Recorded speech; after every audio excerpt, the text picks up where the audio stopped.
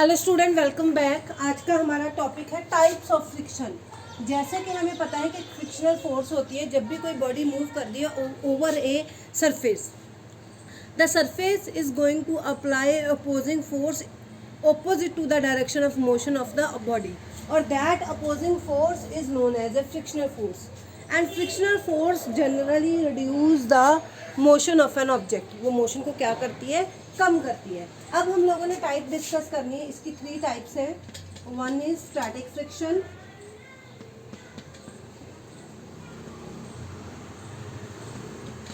Second है limiting friction, और third है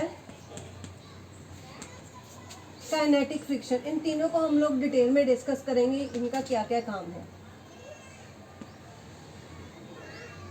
3 टाइप है, कौन कौन सी? स्टैटिक फ्रिक्शन, लिमिटिक फ्रिक्शन और काइनेटिक फ्रिक्शन।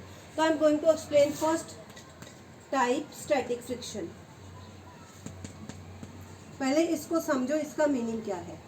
नाउ सपोज करो there is a one horizontal surface, there is a one block placed over this surface. Is it okay? Now I am going to apply force on the body. मैंने इस body के ऊपर F force apply की और I want to move this body, but there is a one opposing force that is between the surface of this block and the horizontal floor. That flow is force of friction. ठीक है। अब देखो इस situation में क्या हो रहा है। इस केस में क्या होगा, स्टैटिक फ्रिक्शन का क्या मीनिंग है कि जो हम लोग अप्लाइड फोर्स लगा रहे हैं that is balanced by frictional force. ठीक है।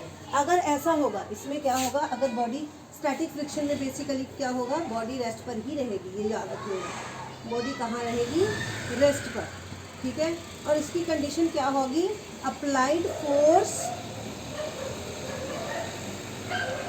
Balanced by frictional force. ठीक है। इसका meaning F is equal to FS। मैं इसको नाम को रिप्रेजेंट करने के लिए FS लिख देती हूँ। S का मीनिंग स्टैटिक, F का meaning friction. If this force is balanced then the body is at rest. अब आप लोगों ने इस स्टैटिक फ्रिक्शन को डिफाइन कैसे करना है, ये आप लोगों को कई बार आ जाता है कि डिफाइन करो स्टैटिक फ्रिक्शन। तो उसको डिफाइन कैसे करेंगे हम लोग, उसकी डिफाइन है the force of friction which come into play between the two bodies, the force of friction that is act between the two bodies before starting the moving of the body. मतलब किसी भी body के start होने से पहले, मतलब motion में आने से पहले, उसके बीच में जितनी भी फोर्स ऑफ फ्रिक्शन लगेगी उसको हम लोग क्या बोलेंगे, स्टैटिक फ्रिक्शन। ठीक है। The force of friction between the two bodies come into play before start the motion of the object और the body over a horizontal, over a surface. That friction is known as a static friction. Means static friction में क्या है, body basically क्या रहेगी, rest पर। और जैसे ही rest, मतलब एक लिमिट होगी कि ये रेस्ट पर ही रहेगी। इसके बाद अगर हम लोग अप्लाइड फोर्स इंक्रीज करेंगे तो body just start to move.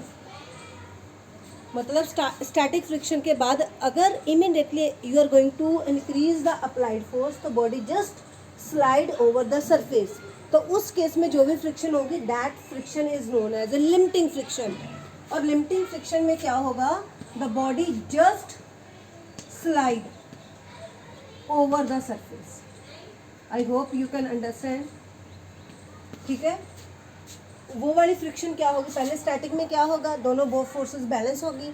अगर हम लोग ये वाली अप्लाइड फोर्स इंक्रीज करेंगे तो क्या होगा, body just slide over the surface. तो उस केस में जो भी फ्रिक्शन आएगी वो क्या आएगी, limiting friction. Is it okay. After that kinetic friction कब आएगी, when the body move on the surface. Slide नहीं, क्या आएगा, when the body move on the surface. उस केस में जो भी फ्रिक्शन आएगी उसको हम लोग बोलेंगे काइनेटिक फ्रिक्शन। जिसमें स्टैटिक में क्या होगा, बॉडी रेस्ट में होगी क्योंकि अप्लाइड फोर्स बैलेंस हो जाएगी फ्रिक्शनल फोर्स से। तो ये आपके पास कंडीशन आ जाएगी। तो वो क्या होगी, F is equal to F S. Is it okay. और इस केस में क्या आएगा, F जो हमारे पास क्या होगी, F is greater than FS। Limiting friction में भी एक कंडीशन आएगी, F is greater than FS। जब F ग्रेटर देन हो जाएगी FS से, तो उस केस में कौन सी फ्रिक्शन आएगी, लिमिटिंग फ्रिक्शन।